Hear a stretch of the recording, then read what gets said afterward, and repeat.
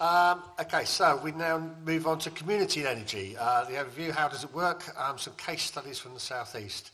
So we have Kayla Ente from BHESCo. Fantastic. Thank you very 15 much. minutes.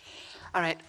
I'm sharing this with Chris, though, from OVESCo. So you get 15 minutes each. Yeah, exactly. Community energy, all together. Yes, that's what we mean, working together.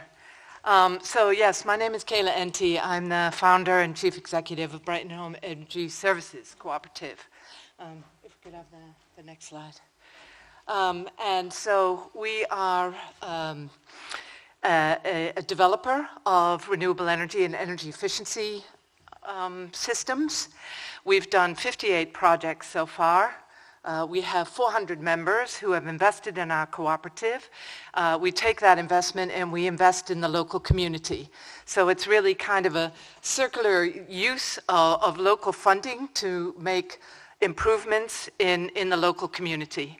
The beauty of it is that we have a climate and energy crisis. The two are definitely intertwined.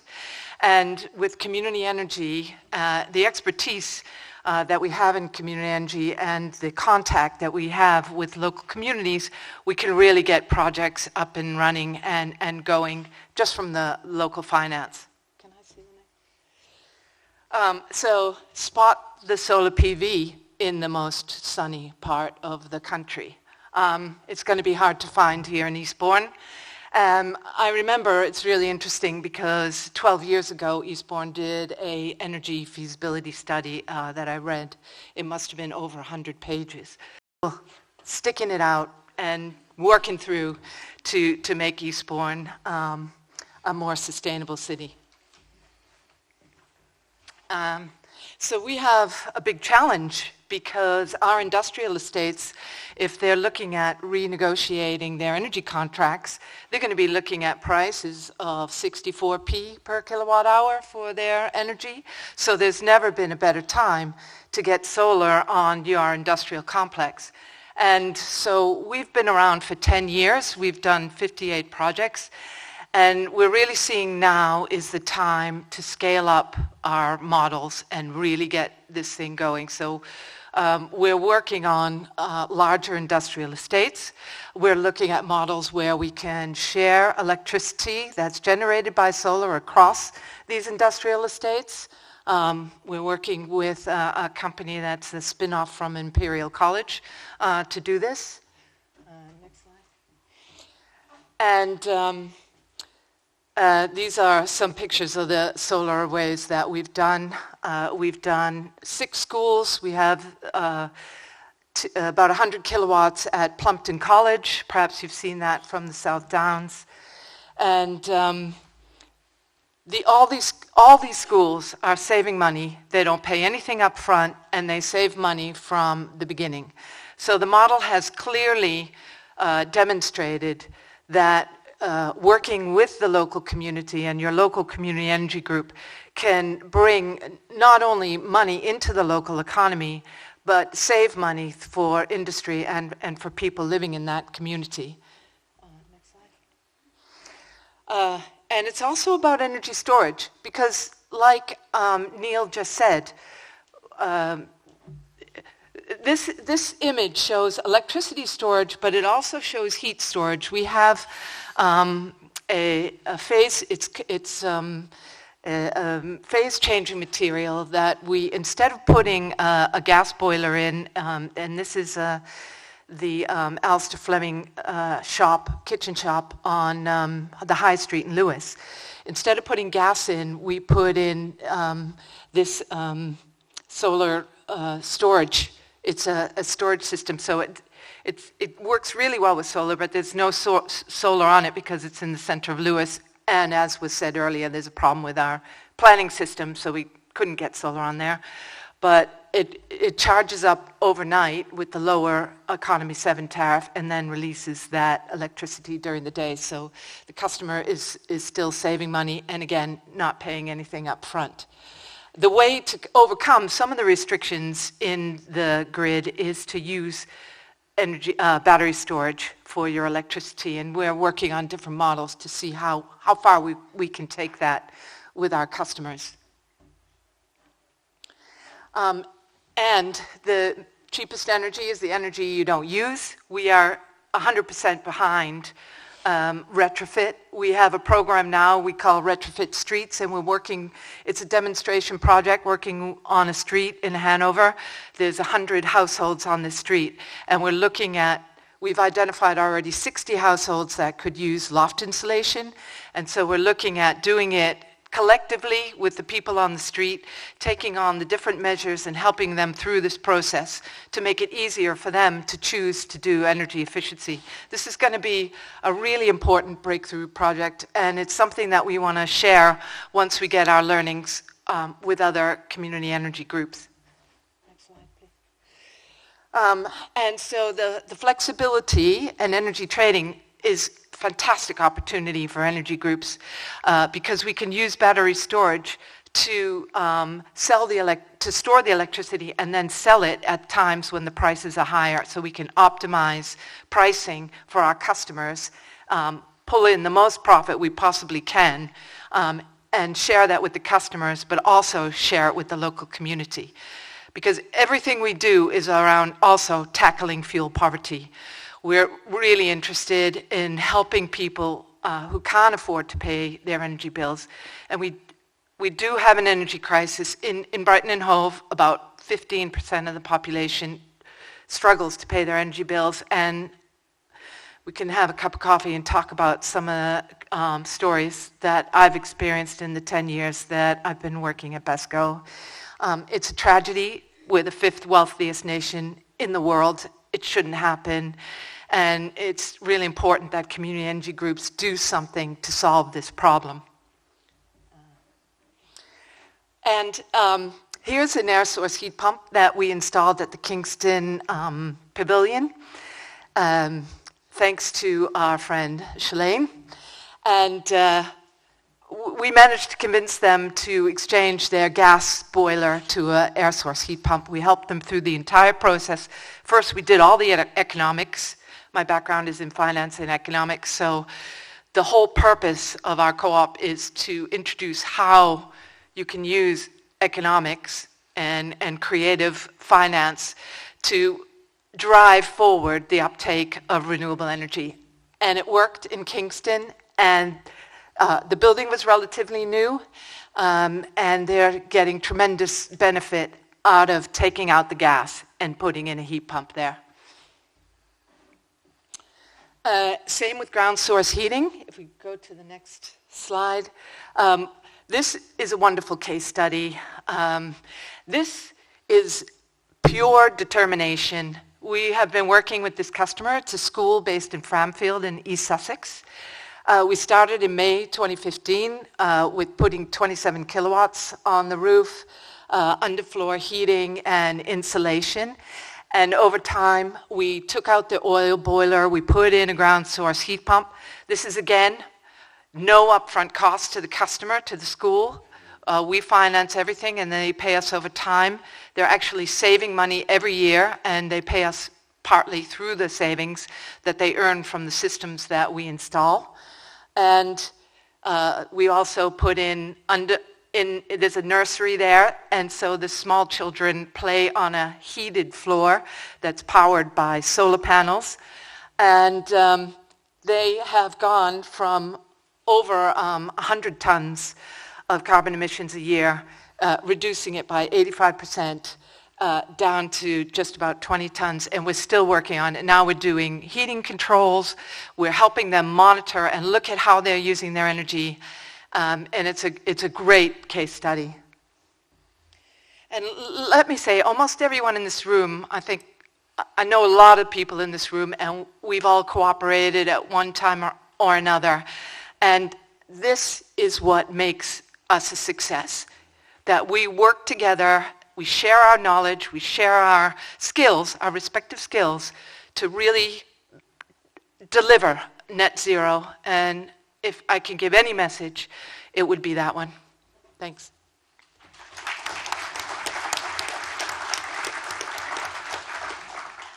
I'm Chris Rowland. I'm CEO of OVESCo, and OVESCo's been operating for 15 years now. And I can remember coming to the building, I don't know whether this is building or next door building, probably 12 years ago. Feed-in tariff arrived. Kayla and I were here. We thought, what a fabulous opportunity to get solar in Eastbourne at that point. So I'm going to talk a little bit about OVESCo's projects and how successful we were. Our vision is for the future of our energies to come from 100% from renewables, and as much of that as possible should be generated locally. And this is the Harvey's Depot, our first project, 2011, almost one of the first solar projects. John Taylor, sitting in the audience, beat us by putting solar on the school using a community share offer. But in the southeast, the first, and at that time, this 98 kilowatts was a huge project and very successful and got OVESCo going. Next slide, please. And this is our success story in Eastbourne. And because of Andy Durling, and he tried to set up an energy co-op here, we actually inherited this project, and this is for the Cavendish School. And this is generating 15% of the school's needs for electricity. The size is about 50 kilowatts, and that was governed by the fact that that worked the best. It was the best way to do it financially, because we used the feed-in tariff as well as a power purchase agreement. And up in the top right-hand corner, you can see myself and Nick Rouse, a colleague of mine, who a couple of weeks ago were back at the school talking to the pupils all about what an amazing career they could have in renewables. And that might not just be an engineer, but maybe a lawyer or be somebody who's a surveyor or something like that. How many different jobs there are in this industry. Next slide, please. Now I'll talk a little bit about this project. It's the Meadow Blue Community Energy Project. It's a solar farm south of Chichester at a site called Merston. And this site here is made up of 3 different solar farms, each 5 megawatts. And at that time, when this project was happening, 5 megawatts, or 50% of the developer actually had a 10 megawatt solar farm, had to then have community ownership. So it'd be sold by the developer to a local community energy group. And as it happened, OVESCo had set up a community energy group. We were looking at trying to build a solar farm in the Lewis district. We weren't successful. We were offered this solar farm, and it hadn't been constructed. We had to raise the money in order to finance this project, and Solar Century built the project. The total amount of finance required to build this was £6 million, and we raised £1.2 million on an ethical platform called FX to finance this. We had some pretty challenging times to get this financed and to get it to pay back its investors, which we have now successfully done. Because we have created a community benefit fund from this project, we were able to do things like finance laptops for schools during the COVID period. We're now giving money to help our kelp. And this year, because the solar farm is actually generating quite a lot of profit, we will be directing that back to people who need energy advice and those who are struggling to pay their energy bills. And if you can see down the bottom here, Cavendish, well, that's about 48 kilowatts, shouldn't say megawatts, apologies, that's my fault. And so therefore this is much more at scale, and we want to get to scale. So OVESCo then looked for another project to do to achieve scale. Next slide, please. And our ambition initially has been to get to 26 megawatts. And so we'd need about 5 of these solar farms of the Meadow Blue size. And that sort of drove us to then find another site where we could generate at scale. And as you can see here, that's just the domestic electricity generation of the town of Lewis. And Eastbourne's considerably larger than Lewis. Once you put in the non-domestic and gas supply for Lewis, it's even more challenging. So we need to get to scale. And rooftop solar, definitely. We want to do more of that. Community energy wants to see more of that happening. But actually, for us, we wanted to do a really big project. Next slide, please.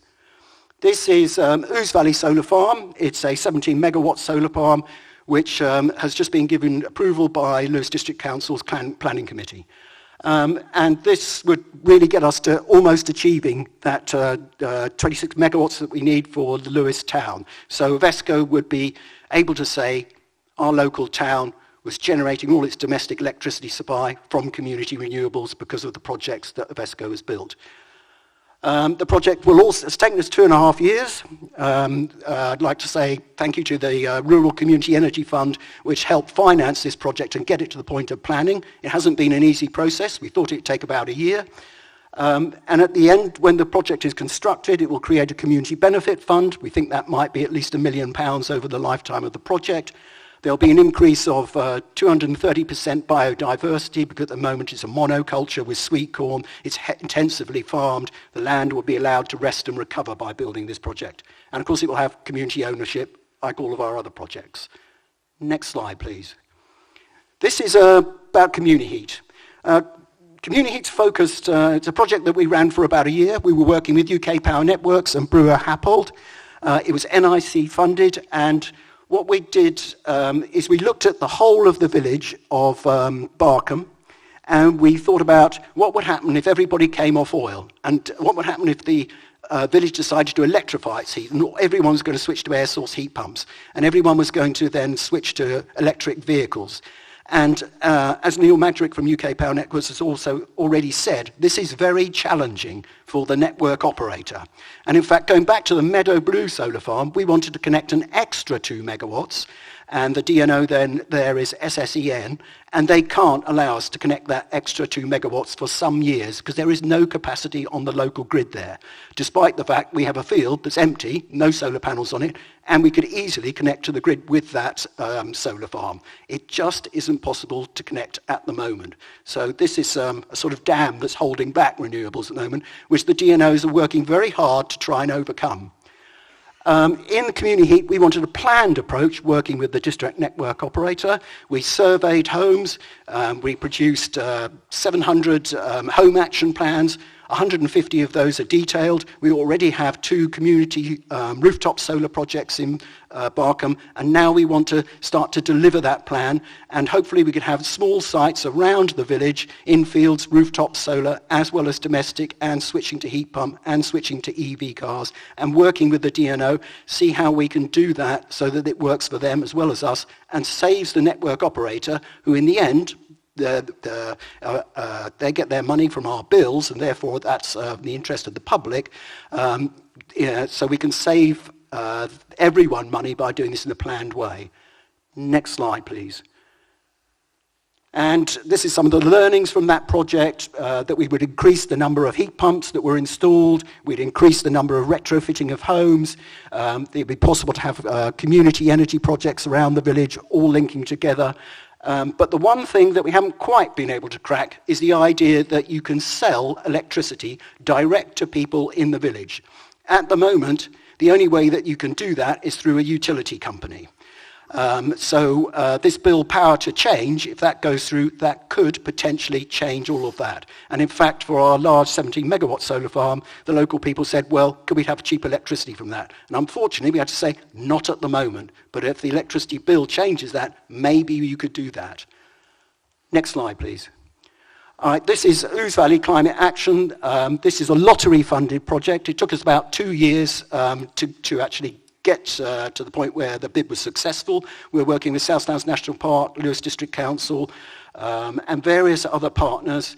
And this will, in OVESCo's case, fund us to have a technical manager, a project manager, and 5 energy champions who will be located in the Ouse Valley, working in the Havens, Peacehaven, New Haven, and Seaford, as well as the Polo villages, which are the villages going up the River Ouse, Lewis, Barkham, and Ringmer, and giving them energy advice.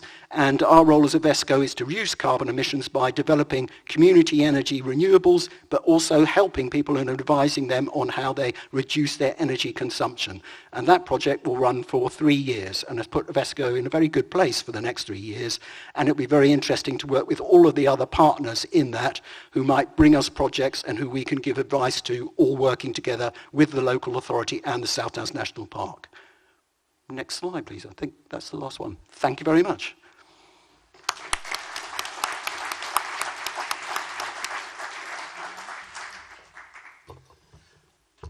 Okay, Kayla and Chris are joining us on the discussion panel later on, so we can ask them some questions then.